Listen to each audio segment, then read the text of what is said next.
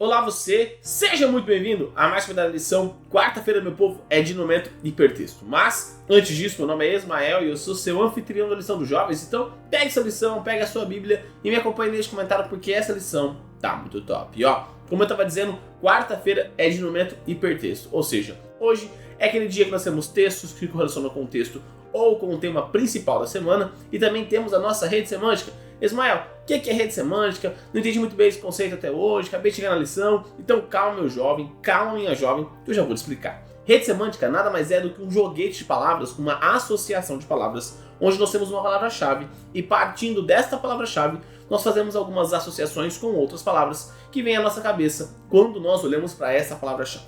Por exemplo, a palavra-chave dessa semana é a palavra juízo. E aí, qual é a sua rede semântica? Quais são as palavras que você associa quando você olha para a palavra juízo? Então, faz o seguinte, posta lá no Instagram e me marque, @Ismael_Nunes, que está aparecendo aqui embaixo. E também coloca aqui nos comentários do YouTube, porque além de você estar auxiliando as pessoas que não entenderam muito bem o conceito da rede semântica, você também vai estar propagando a mensagem de Deus, a tua nação, língua, tribo e povo.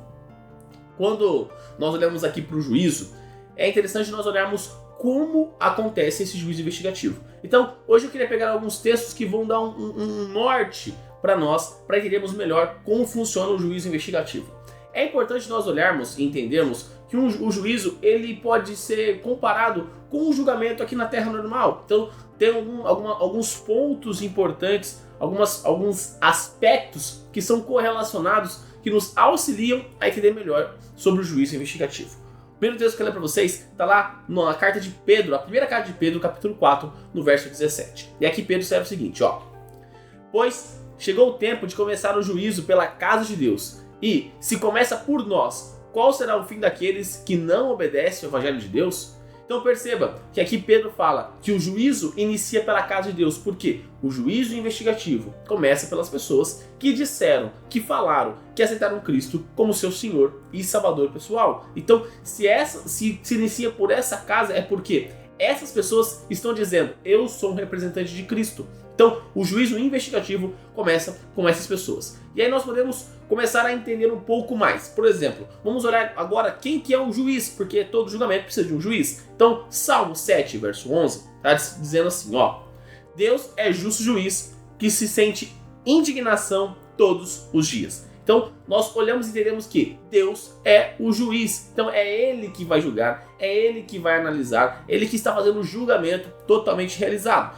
Mas, como todo bom julgamento, nós também precisamos de um advogado. Quando nós vamos lá na primeira carta de João, lá no capítulo 2, nós até lemos esse texto semana passada, 1 João, capítulo 2, verso 1, vai dizer assim, ó: meus filhinhos, escrevo-lhe estas coisas para que vocês não pequem. Mas, se alguém pecar, temos advogado junto ao Pai, Jesus Cristo, o justo.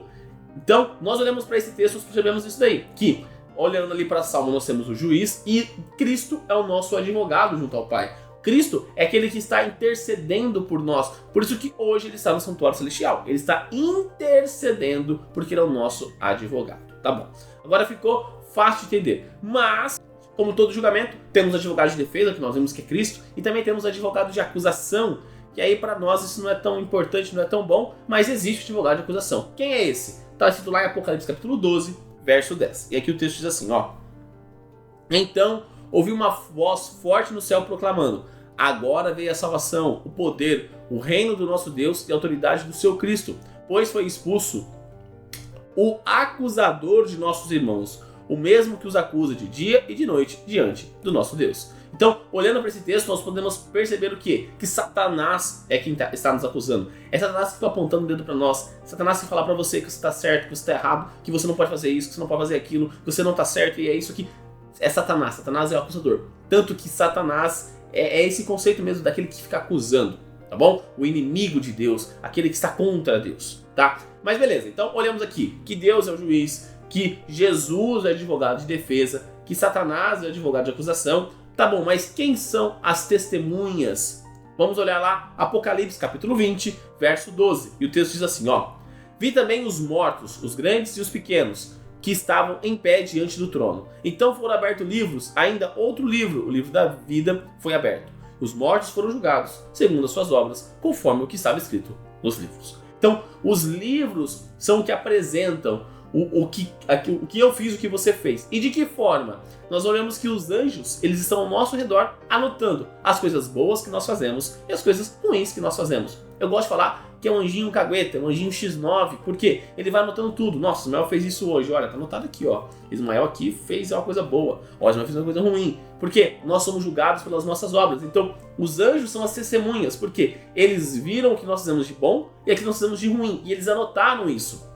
Então, eles são as testemunhas que o julgamento de Deus está sendo da forma correta, porque os anjos viram se eu fiz muita coisa certa, se eu fiz coisa errada, se eu falei isso, se eu falei aquilo, então os anjos estão anotando. Bom, continuando esse nosso pensamento, se nós temos ali o que é, agora nós vamos olhar o que é o réu, quem que é o réu, quem está sendo julgado. Paulo vai dizer isso lá na segunda carta dele aos Coríntios, lá no capítulo 5, no verso 10. E aqui Paulo escreve assim, ó: porque é necessário que todos nós compareçamos diante do tribunal de Cristo, para que cada um receba, segundo o bem ou mal que tiver feito por meio do corpo. Então, aqui Paulo é claro falar, você é o réu, eu sou o réu, porque nós precisamos comparecer diante do tribunal de Cristo. E aqui nós podemos pegar esse texto de Paulo para falar tanto do juízo investigativo quanto do juízo executivo, mas nesse momento estamos olhando do ponto de vista do juízo investigativo.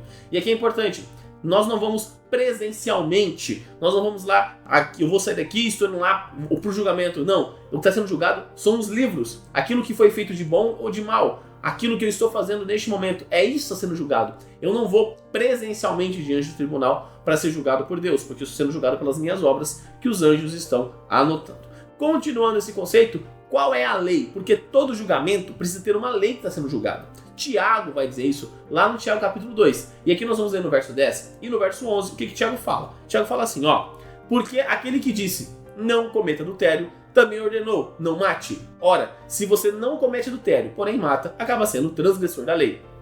Assim, falem e vivam como pessoas que serão julgadas pela lei da liberdade. Então, Tiago fala assim, sabe o que vai julgar você? Os 10 mandamentos, a lei de Deus. Então, a lei moral é que vai julgar nós. Então, nós seremos julgados pela lei moral. E como eu gosto desse termo de Tiago, ele fala lei da liberdade. Por quê? Nós somos livres através dessa lei. Nós somos livres através de Cristo Jesus. Então, de uma forma bem resumida, expliquei para vocês aqui como funciona o juízo investigativo, assim, bem resumida, claro, nós podemos aprofundar bastante nesse conceito, aprofundar bastante nesse assunto, mas de uma forma bem resumida é isso. Então nós vemos que Pedro vai falar que o julgamento começa pela casa de Deus, então o juízo investigativo começa por aqueles que disseram que aceitaram a Cristo Jesus.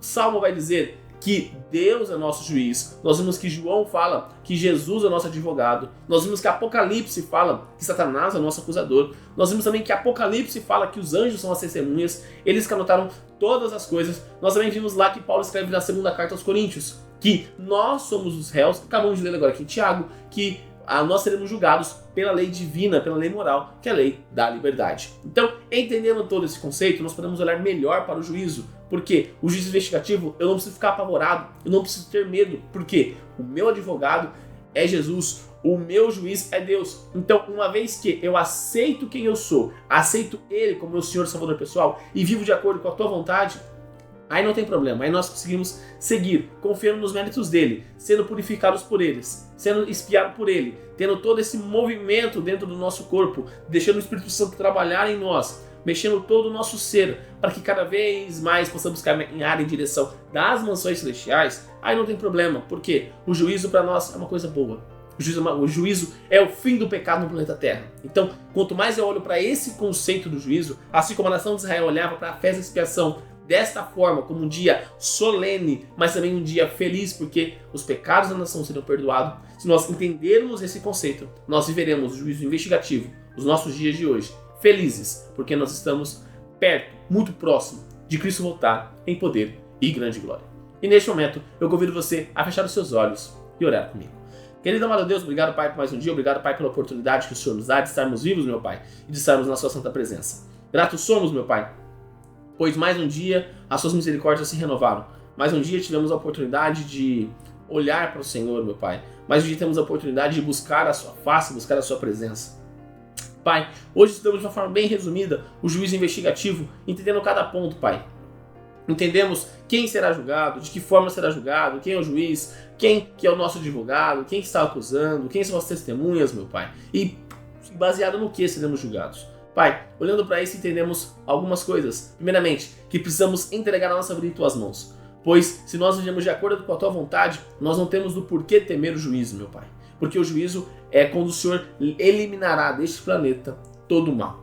Pai, trabalhe no nosso coração para que cada vez mais possamos caminhar e entender esse conceito, meu Pai. Cada vez mais possamos também proclamar a Tua mensagem de esperança e o Teu juízo que irá acontecer às pessoas que ainda não conhecem. Para que essas pessoas também tomem a decisão de caminhar em Tua direção, meu Pai. Fique conosco, perdoe os nossos pecados, assim como nós perdoamos aqueles que erraram contra nós. Tudo isso, meu Pai, eu te peço e te agradeço em nome do Seu Filho Jesus. Amém. Galerinha, não se esqueça de se inscrever aqui no canal para você dar aquela força e também para você não perder os conteúdos que são produzidos. Lembrando que os vídeos ali são postados de domingo à sexta-feira. Então quando você se inscreve no canal e você ativa o sininho, você sempre recebe uma notificação todas as vezes que os vídeos são postados aqui no canal. Também deixa seu like nesse vídeo para mostrar que você gostou do conteúdo, para dar aquela força e também para o algoritmo do YouTube compreender que o canal é de qualidade, o canal é de relevância e que ele pode recomendar para mais pessoas, assim como você pode recomendar clicando aqui embaixo no botão de compartilhar e colocando nas suas redes sociais, Facebook, Instagram, WhatsApp, Telegram, enfim, a forma que você achar melhor de levar a mensagem de Deus a mais pessoas. E também clica aqui nessa playlist da lição dos jovens e nessa outra playlist das meditações que eu fazia aos sábados com vocês. Então é isso, galera, um forte abraço a todos e até mais!